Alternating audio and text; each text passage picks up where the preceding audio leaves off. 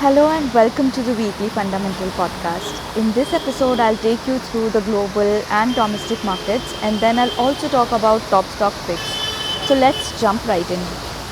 For Indian markets, most of the quarterly results and festive mood is behind us, and indices are expected to move sideways with a bearish bias.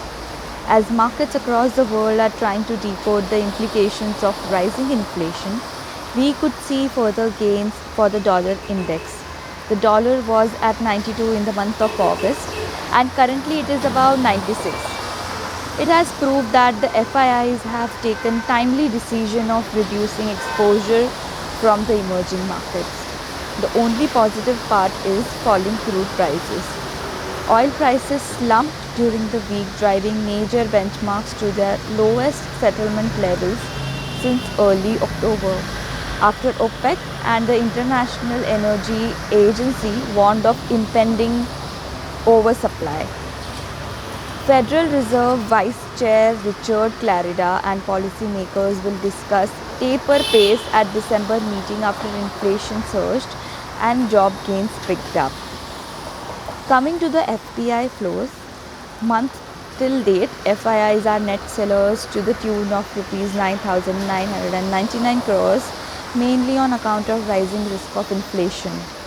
US retail inflation jumped to 6.2%, the highest in over 3 decades, which was negative for global markets. The market is now recalibrating its expectations of the Fed's response to the rising inflation, as it appears to be biased towards being non-transitory. An anticipated higher quantum of tapering by the Fed may lead to emerging markets including India receiving reduced foreign investments. Moving on to the top stock picks, first is Phoenix Mill with buy target of 1200 rupees. Phoenix Mill has entered into another partnership with CPP for its upcoming mixed-use development in Lower Parel. CPP shall invest Rs 13.5 billion for its 49% stake, valuing the upcoming development at an enterprise value of Rs 27 billion. Phoenix Mills continues to raise funds at project SPVs that allows part monetization of assets, as well as it enables funding of construction costs without substantial leverage. So we maintain buy rating with fair value of Rs 1200, revised from Rs 1100 per share earlier. And lastly, our pick of the week is Aarti Industries with target of Rs 1150. Management reiterated their guidance of 25 to 35% PAT growth for FY22 and expects growth to accelerate further, led by commissioning of new projects in second half of FY22.